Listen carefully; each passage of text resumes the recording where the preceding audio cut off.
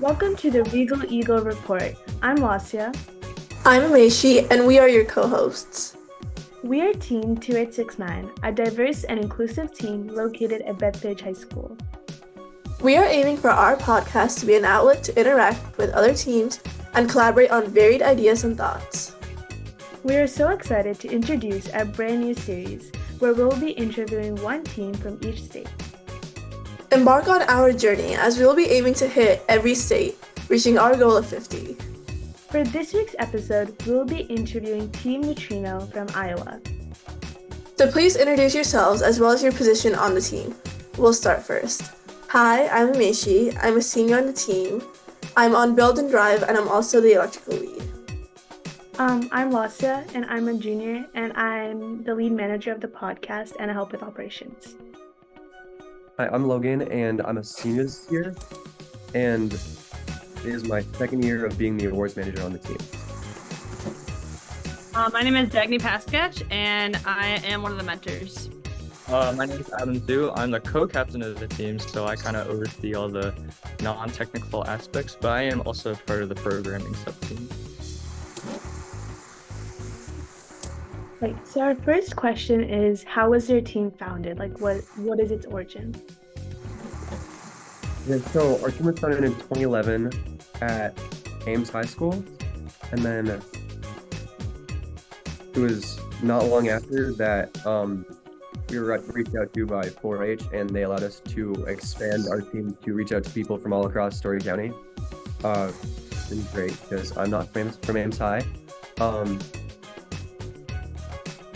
And yeah, we started collecting a bunch of people because it was originally, 6 people on the team? We were 9 the first year, 9 team members. Yeah. And how many team members do you have now? This year, 29. Right. Yeah, around. But we also have an additional section of our team called the Associates, and it's a different role where it's, less of a commitment, and there are around, how many? 10? I think we have around 10 associates this year, 10 to 12. Yeah, and they basically focus on different aspects of the team with the less time commitment. So, if you don't want to be a team member, you can be a team associate. Is there a story behind your team's name at all? Yeah, so I've been told it before, and I think we just wanted our team name to sound science-y, and they were deciding between Team Neutrino and Team I, square root of -1. But that Team I would sound kind of dumb, so.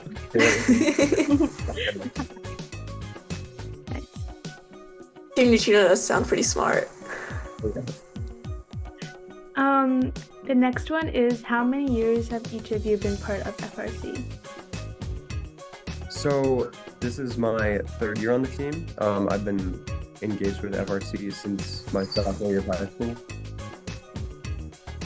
I joined Team Neutrino my freshman year of high school, so that was the Ultimate Ascent season, so I've been around for a while. I did it in 4 years in high school, and then I volunteered for 2 years in college, and now I've been mentoring since 18. Yeah, I've been a part of first, actually. So Team Neutrino was my first experience. So it's been since my freshman year, which was 2021 to 22 year. And yeah, it's just been a lot of fun. So where's your school located? Are you guys in a city, rural? How many people go to your school district? Yeah, so we're based around Story County, so we're able to have people from all across 7 school districts, but we base our main operations within Iowa State University, which is actually a smallish town, but it has a university in it, so it has a lot of college students, so it's very lively. That's cool. So, your lab is in the university? Yeah. That's cool, so how do you guys get all members from 7 school districts? How do you increase membership? So we do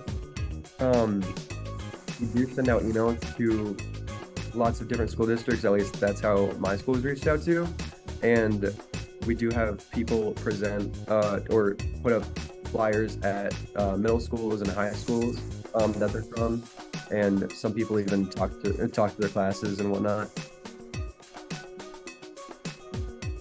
Do you guys have any sort of like partnership with Iowa State? Yeah. So our lead mentor, he works as a professor at it's the agriculture engineering part of Iowa State. So, and then lots of other mentors also work at Iowa State. So, beautiful. Do you guys have like an equal number or like a good amount of people from each school district? A short answer, no. That's mainly because we are, our locations at Iowa State and, the Ames Community School District is like really close to there. So we are predominantly, a lot of our team members are from Ames, and the main reason is just, location. Like he is actually from Roland, which is around 20 minutes away.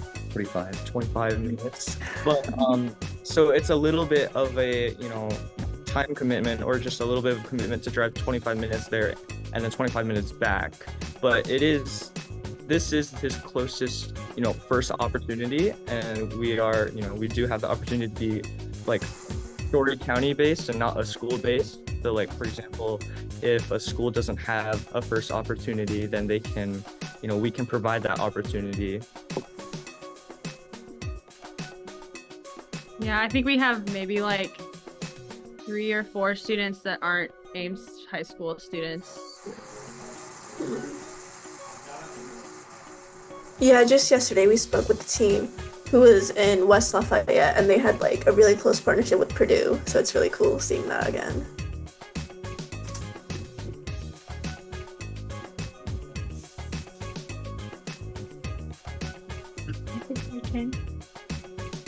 Oh, oops.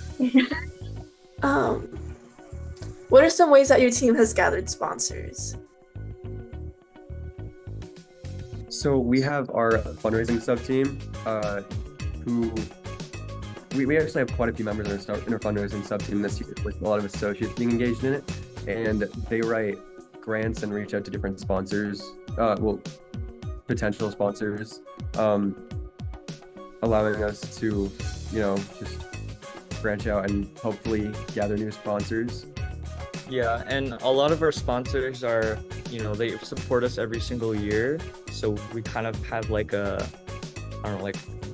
relationship or like a friendship with them. So they know who we are. We also do, we also do sponsor visits, and that's really, how they get to know us. And, we like strengthen that connection so that in the future years, they'll still continue to support us, and because they see what we're doing, they see what their money is being put to. Gotcha. I like to think that we put them out there by participating in things like the Iowa State Fair, the 4th of July parade, and they'll maybe just like recognize us. Do you guys want to name some of the sponsors you guys have? Yeah. So obviously we're sponsored by the 4-H Foundation because we are a 4-H team. We are also sponsored by Iowa State University because we're located in Iowa State University, or our facilities are. We're also supported by John Deere. Is that a Midwest thing?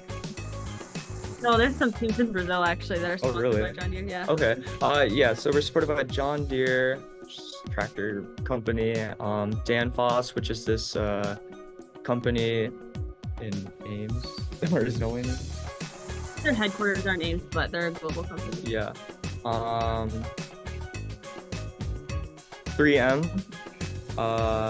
and Alliant Energy. You can also go to our website too. We have a sponsor page with a list of all our sponsors. Yep. Neutrino.org. Yeah. What's meant by like a 4-H team? So 4-H is this organization where they're really big into I don't know, I guess I think it's mostly agriculture, but it also has to do with like STEM education with like youth and just activities in general. But they're like a big organization, and are they just like a Midwest or Iowa? No, they're all over. Yeah, all over. Okay. Yeah. So they really help. I think they just like reached out to us, and they just us be able to, be affiliated on a larger scale. So there are like other first teams affiliated with 4-H. Yeah, one of the better known 4-H FRC teams is Exploding Bacon out of Florida. I know I've heard of do them. 4-H, yeah. Cam Denton 4-H Laser is also another pretty well known 4-H FRC partnership. What are some fundraising initiatives your team has taken?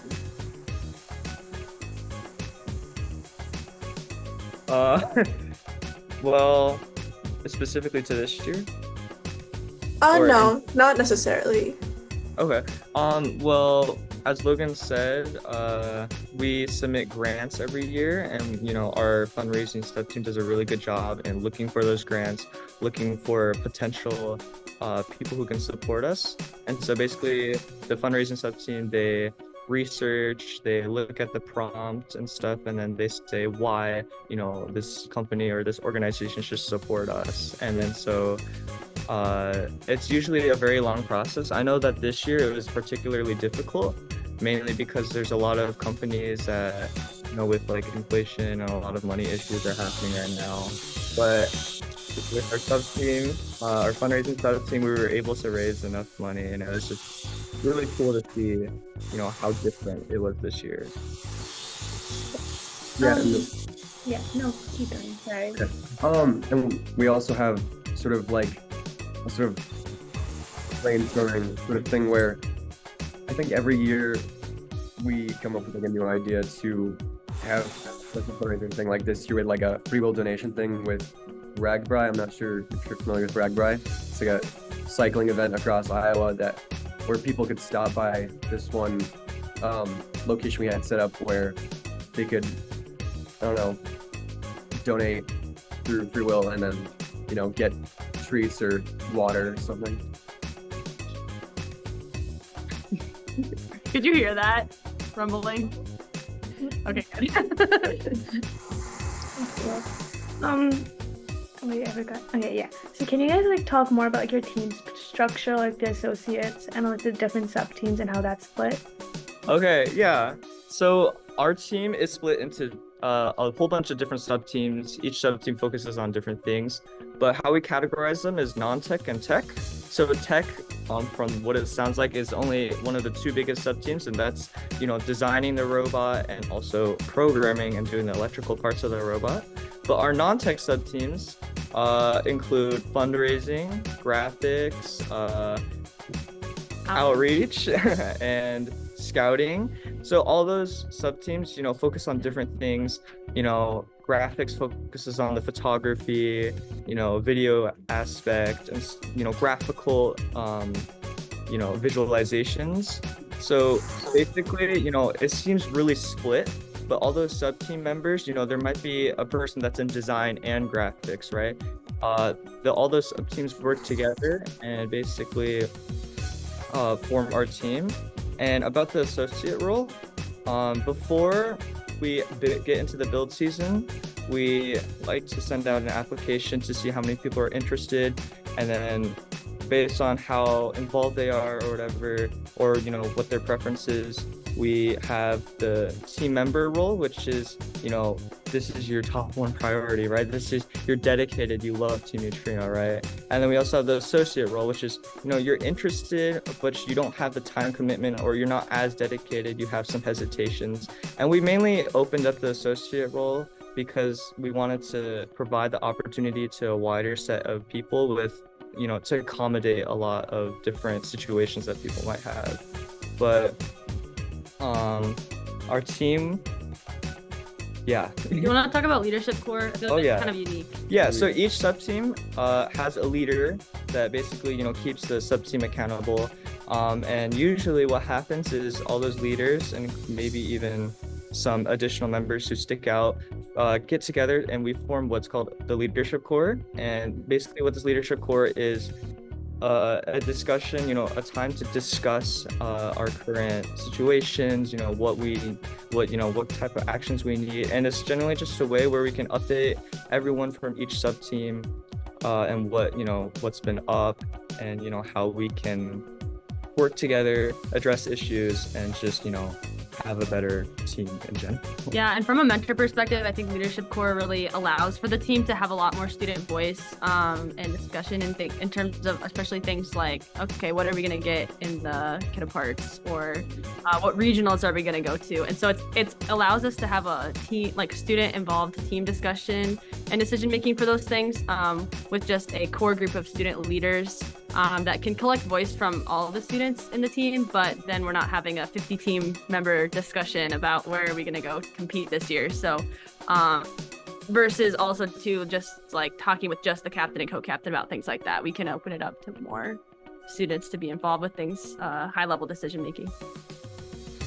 Yeah, I really like that. It's really cool, like really neatly organized and like really making sure everything's fit. So like we'll come more to the robot now. So like how has your robot evolved like over the years? Did you say how did it evolve over the years? Yeah. Yeah, like any new parts added, or like how did it like start, and like how is it now? This is our first year doing swerve drives, so that's pretty cool. That's not true. We did it in 2012. Oh, okay. Look at here. Gotcha. Yeah, but we've been like in the past years, we've been predominantly tank drive. Yeah. So, try and swerve out this year. Well, for most people on the team, it's their first year doing swerve drive, and it's been a really good opportunity exploring this new option, especially for like last year's game. Swerve drive was really important for the game, and we didn't have that. So we really wanted to explore this new option because we could see that it was really beneficial in like the arena. And it's a new opportunity. It's not something we've done much, so it was really nice to see how our members were learning new things and how this change is going to benefit us. How is Swerve Dive going for you guys? Oh, sorry. Oh, you're good. I'd say swerve drive is going pretty well. We already have a prototype that they're testing the code on, and it's looking pretty cool. And we've already assembled all our swerve modules and That's nice. figured stuff out, and I think it's looking pretty cool. Yeah, we started like right after champs, and this was because so we can as soon as the build season starts, we have a good foundation and Yeah. coming up with everything on the go. So I mean, I say we have pretty good experience, but we haven't even gone to a competition yet. But I'd say starting at that time provided us with a really good foundation. How What were many- you gonna say beforehand? Oh, okay. Well, I just wanted to say that we have LED on our robot now, and I Oh, think that's cool. cool. And we had never really done that before. Last We're year. still getting there. Yeah, we also had like a system. How like last year we had purple cubes and yellow Yeah. cones. Yeah, we'd have like a purple light and a yellow light. We're just like even a pink light if we're feeling a little silly at the moment. How many regionals is your team attending this year? Yeah, so our team attends typically 2 regionals, and obviously it's centered around the Midwest because we're in the Midwest. So this year, can I share that? Can we share what regional? Yeah, it's on Blue Alliance. Oh, okay. So yeah, this year we're gonna go to Sedalia in Missouri, and also the Iowa regional because we're centered in Iowa. And if we do make it, we hope to go to champs. And yeah, I'm pretty nervous. Okay. Kind of an off-topic question, but like, what are some things your team does during off-season to prepare for build? Okay. Yeah, so our team does a lot of different things during the off season. Our main thing is recruiting new members. So accommodating the freshman class that comes in, and giving them the opportunities such as our training camps, our outreach events, and sponsored visits to get them started to get involved on the team, and see how interested they are. But we also, for example, last summer we did Swerve Drive, and that was an off-season project, and we like to experiment during the off-season because that's when we actually have time to see what we have a very rough idea of what we want to do next year. And yeah, so we also transition our leaders. So sometimes, our seniors graduate, or actually most of the time our seniors graduate, right? And then so we need new leaders, right? So the off season is a time for organization for us, and also recruiting new members, and just, I'd say, a break. Got it. So now we'll gear back to outreach. So is your school, not really school district, but is your team affiliated with mentoring any FLL or FTC teams? Oh yeah. Our members, I'd say a majority of our members every year mentor FLL teams, and we do explore and Challenge. we do explore and challenge. Sorry, I blanked. But yeah, we've also created a bunch of FLL teams, and a couple of the FLL teams our members mentored this year for challenge, made it to state, which was pretty cool. Aww.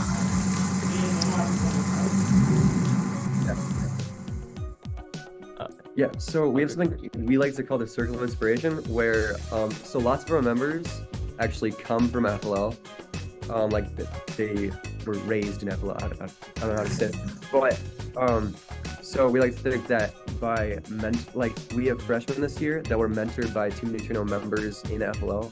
So we like to think that by being mentored by Team Neutrino, they were able to, go up to that level, join the team later on from that experience.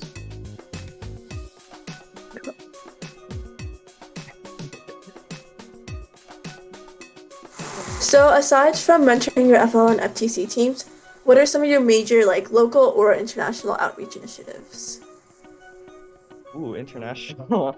I know that we do a lot of different local outreach events or projects. One of our most biggest projects we've ever done was a Full Steam Ahead, which is a 7-episode TV show that we did.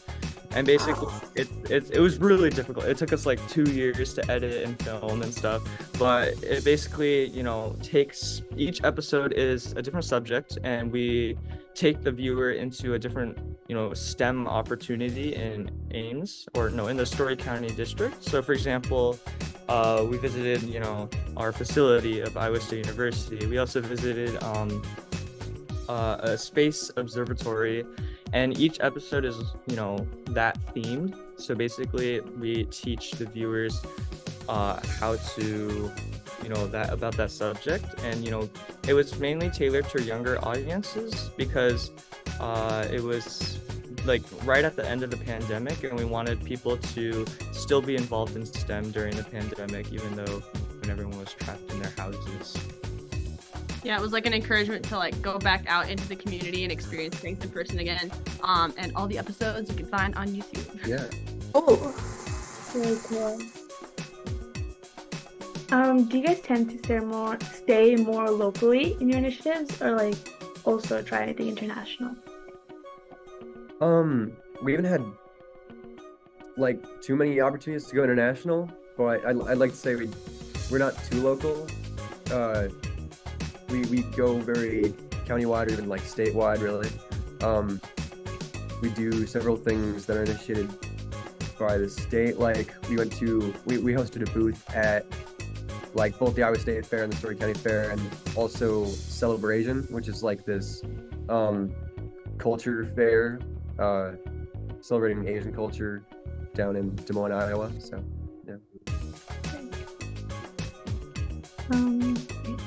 So our next question is, okay, so your team has won chairman's and EI a number of times. So what years did you win each one, and what initiatives do you think really pushed your team to win? So we won EI lots of years. I think that's pretty cool. And then I think the last one we won chairman's was 2022 during North Star. So we won EI at champs in 2022. So that was really cool. Wow. And basically, Congratulations. we have, the awards sub team, Yeah. right? That works on, recruiting these presenters, that works on writing up the essays. And, we don't really, I don't want to say we don't aim to get these, but like, we, in our outreach events that we do, in our outreach projects, we do those to, have an outreach, right? And then we mention those in our executive summary, our impact essay, and basically that's what, kind of our initiatives. That's what we're saying. I think one of the things that has helped us win awards like that is some of the advice from like Karthik from Team 1114. He said, like, when you're trying to find new outreach initiatives that your team's going to do, don't try to necessarily copy someone else. Like, find out what is your team passionate about and then design your outreach initiatives around that. So when we were coming up with new ideas of what kind of outreach we wanted to do in 2021, a lot of our team members love designing STEM curriculum activities for youth, and we also had a lot of team members really passionate about editing videos. And so the team members were like, okay, like, well, what kind of can combine those two ideas? And so that's where we came up with the idea of doing like Stay at Home STEAM, which is a YouTube series that was released on a 3 times a week basis for a couple months during the pandemic, and then they wanted to take it to the next level, and that's how we got full steam ahead the subsequent years. So yeah, I guess like if your team out there is interested in trying to find out like what's the next big thing for outreach for your team, I would look at what do your team members really love to do, what do they like about FIRST, what do they enjoy, and see if you can design outreach around that. Really cool. That's really good advice. Yeah, because I think in that way, like, your whole team is going to be excited about it. When we were editing those YouTube videos, like, seriously, 3/4 of our team was actively involved in writing scripts, recording. So it was something that our whole team was involved in, and I think that made a huge difference. It wasn't just a sub part of our team. Yes, the word sub team really put it all together in an essay, but everyone was involved.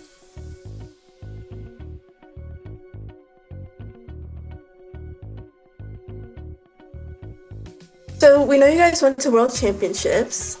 How was everyone's experience at Worlds, and what was everyone's favorite parts of winning World Championships? I'd say champs overall is just really epic. Yeah, it's really cool. I got to meet lots of different people from lots of different places. Like I met like several Australians and a cool accent, just personally. But yeah, and it's really cool meeting all the different teams from foreign places and like getting to learn like what kind of resources they get to have, and sort of kind of get to feel lucky about how many resources we get.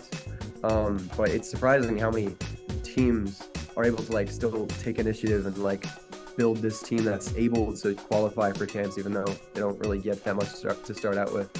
Yeah, for me, and I don't know, maybe someone else may agree with this, but like for me, champs, it's not only about the actual competition aspect, but like, the journey, the actual activities we do there. Because when I see champs, I'm excited because I get to bond with my team members. Maybe at the time, champs can be a really stressful time, all those hardships, but looking back on it, I actually enjoyed it a lot. And, maybe this year, if we do go to champs, I'll be super excited. So I think that champs, for me, the main thing I enjoy about champs is, the bonding of team members, and, how those bonds can last for a really long time.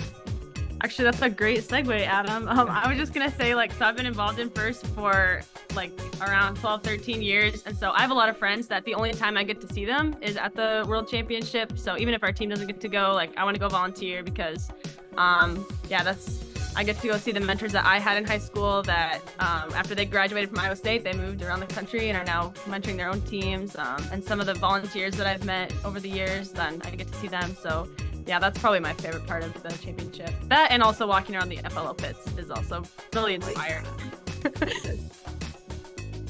Since you guys mentioned team bonding, do you guys do any like off-field activities when you go? Yeah. So this year, we actually just started, or like this is one of our first times actually taking the initiative and organizing these team bonding events. We call them team bonding events. So for example, one time during the off season, someone organized the team to go roller skating at a roller rink, and it was just so much fun because like I never have roller skated, and it was pretty scary, but I had a lot of fun, right? It wasn't, I didn't care that was bad. It was just the team bonding, the events, those events, bond the team together, and we mainly did those in the off season so that in the build season, everyone is friends with each other, everyone can work with each other really well. It's really cool. Every year we also have a cool Christmas party where all the team members get together at the lead mentor's house, and we have like a White Elephant gift exchange, a Super Smash Bros. Tournament, cookie decorating, and it's just a fun time. Right. So this next question is more like on a personal level. So how have each of you been interested in robotics? Like, what sparked your interest? Me? Okay. Well, yeah, like I said, Team Neutrino was my first ever experience with, FRC or FIRST. So what sparked this for me it didn't really spark, my friend actually said like, oh, do you want to join the robotics team? And I was like, oh, sure, whatever. But when I was like, I'll try it out, right? And I was kind of skeptical. I had some hesitations because, I'm like, ooh, robotics, right? But when I actually started seeing all these opportunities, what robotics is, it's not just about building robots, right? It's about, the bonds you create, the skills that you develop. And that's what really sparked me, making that realization that this opportunity would not only improve my knowledge, but also like improve a whole bunch of other things that, life skills that I think I'll use in the future, Yeah, and so for me, I don't know, I've told this story a bunch of times, being an impact presenter and whatnot, but so my sophomore year, my computer science teacher got an email, and I was like, and it said, hey, you guys have there's this robotics team for Story County, and you reached out to me, and I was like, oh, sick. This is how I can, advance in programming and I don't know, computer science and whatnot. And then I joined the team, and then I realized programming is a little meh, So, and then I became a chairman's presenter, and then it's just been like a fun time. It's been a lot less. I've been a lot less on the technical side than I thought I would be. Like, I've been a lot designing on the assembly portion of it, but it's mostly just been for graphics and outreach. But yeah, everybody was just really nice to start out, and it was really easy to adapt to the environment, and everybody was really friendly. Yeah, I guess I didn't really understand what first Lego League was in middle school. I thought it was building Legos for the first time, so I blame it on poor advertising of our school. That's okay. But I didn't join until I was in 8th grade. My younger brother and some of my friends joined, and then once I understood that it was programming robots, I was like, oh, okay, yeah, I definitely want to do that. So, and then Team Neutrino actually, this is the first year they demonstrated their robot at the first Lego League scrimmage that we host now in Ames. And so then I was like, oh, okay, this is the high school version. I'll continue on. After my freshman year, I still distinctly remember during build season my freshman year, I was talking to one of my mentors, Kelsey, in an elevator here on campus, and she brought up something about like, oh, next year when we something, and I was like, I don't know if I'm gonna be here next year. I'm gonna quit this and so I can do track. And she basically told me, well, you can't quit robotics. So, 12, 13 years later, coaching FLO and teaching science at our middle school, and I majored in engineering. So I think the mentors in my life really made a huge difference. Yeah. So speaking of mentors and majors and everything like that, have the alumni on your team pursued higher education in STEM or pursued jobs in STEM? Oh yeah, so a majority of the people that have graduated from Team Neutrino have shown to gone to universities, and then a majority of them, the ones that go to universities, have shown to go into STEM fields lots of them have gone to mechanical engineering because they're basic, I guess. But yeah, it's been really cool to see these alumni go out to college and come back with all these like technical degrees. It's kind of crazy. Are you guys, sorry, my battery. Okay, are you guys planning to do anything in the tech field? Me? Yeah. I think what really sparked my what I want to do in the future was actually robotics. So I actually really enjoy the coding aspect of the team. So in the future, I really would like to pursue that. So I guess short answer, yes. Team Neutrino did help me or inspire me to do something STEM related in the future.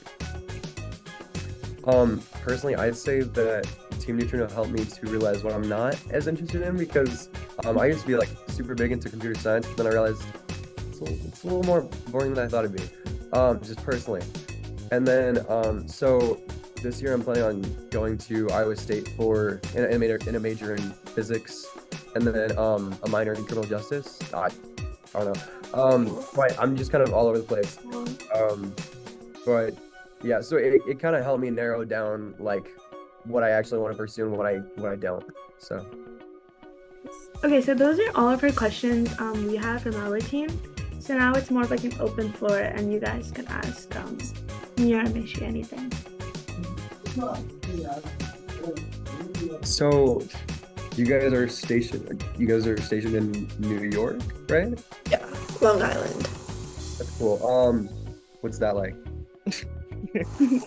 Well, we usually do 2 to 3 regionals. This year it's 2. But because we go to a regional in New York City and our other regionals like fairly close, we get to see a lot of international teams at our local regionals, which is so fun.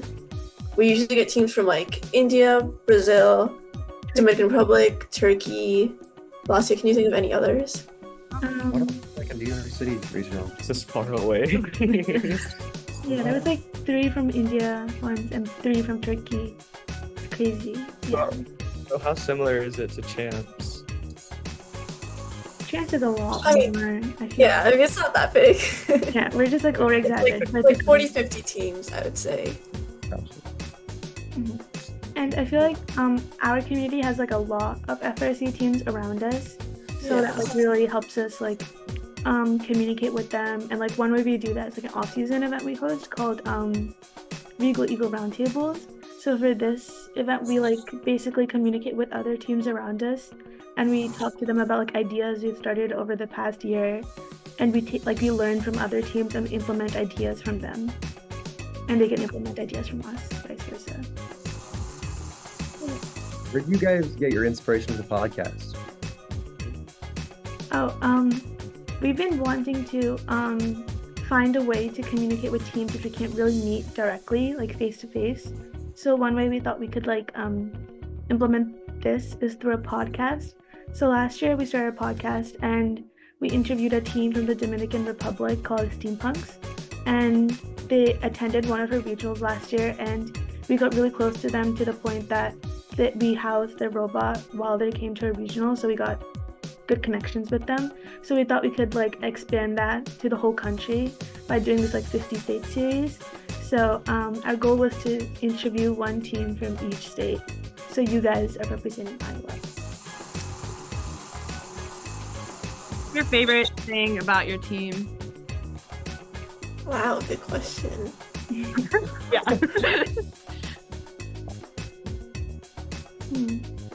I think We're all. Oh wait, you go first. Okay, I think like my favorite part of our team is like how inclusive we are. Not just inclusive, like how bonded we are. Because this year we gained like a lot of freshmen, and I feel like it was like, I don't know how to describe it. Like I feel like we've all like bonded really closely, especially because the last 2 years we've gone to champs together. We've been together for a long time. We spend literally every day of build season together. So I feel like we've gained connections together and learned a lot of valuable life lessons. That's basically my answer. I mean, we're all so close that it's not even like a team at this point. It's just like our friends. Like we're just working with our friends. Exactly. Yeah. How's your team structured? Like, how different is it from like our team? We do have a lot of subgroups with their respective leads. And then in terms of operations, we have like project leads too. Yeah. Do you want to talk more about that? Yeah. So we have a build team captain and a vice president of operations captain, and we also like it branches out into like operations and mechanical, and each one has like different sub teams and different sub leaders. One thing that differs between the both of us is we don't have associates, but I really like that idea. Like that's really cool. Like having people be involved and spreading first, even though they can't really commit the time to do it full time. That's really cool, but I think that really differs between the both of us. Everything else is pretty much similar. Gotcha. For each of you, what is your favorite team outreach event been? I'm sorry, I couldn't hear you. For each of you guys, what is your favorite team outreach event been? We host an event. We've been doing it for 6 years now. We call it Regal Eagle Rampage, where as soon as kickoff starts, we have this like awesome team of parents who are willing to build the entire field out of wood. So we build the field out of wood, and around like first week of March usually, we'll put it in our gym, and we invite tons of local teams to kind of drive around the robots, troubleshoot, practice.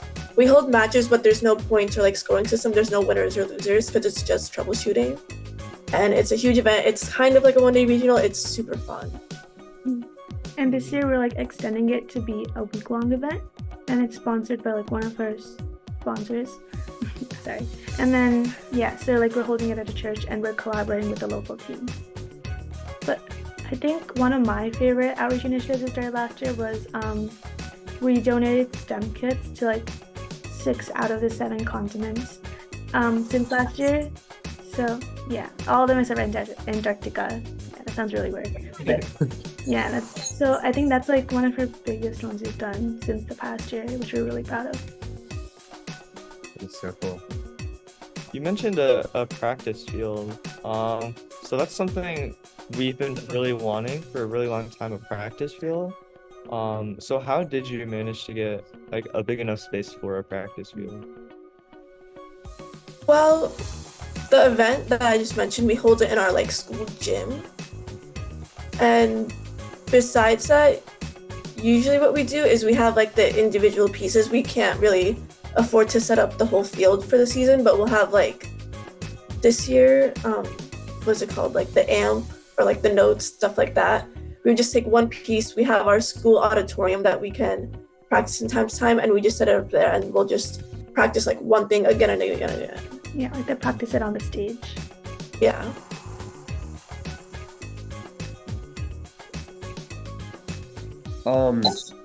So between the two of you, what is your favorite game been for like the year? I would say you go. Okay. I liked my first year. I'm a junior, so freshman year was Rapid React. I really liked that one because it was like throwing balls and all that. And then I'm excited for this year's game a lot because I'm excited to see how all the robots play. Oh, yeah. Mine was also Rapid React. I thought the monkey bars were so cool, especially when you got to see all 3 robots. And this year's game is super, like, there's so much going on. I want to see them climb on the chain and then shoot like another note. I don't know how we're doing that. I don't know how other teams are doing that. Rapid React's a company favorite because it's really cool in general. Yeah. I don't have any more questions. Well, do you have any, mentoring like with FLL or anything at all? Or like, do you have any programs like that? Yeah. We mentor each of, so we have 3 elementary schools, and we mentor a FLL team in each. And outside of our school district, we mentored an FDC team before, and we help out with FRC teams. So yeah. Cool. Any other questions? Yeah, I have a question about the podcast. So, will it eventually get like published to something, or like what's the plan after you get all of these submissions for recording? Yeah, so we try our best to upload 3 times a week. We're trying our best. But we upload on Spotify and we upload on YouTube. It's called the Regal Eagle Report. But like on YouTube it's called the Regal Eagles. But the podcast is called the Regal Eagle Report on Spotify. And so yeah, so you can see like our past episodes on our YouTube and our Spotify. Well, thanks for inviting us. Yeah. Yeah, of course. Thank you for coming on. Trips in Iowa. So, any other last minute questions? So thank you so much for coming on and good luck for bowl season. Yes, you too.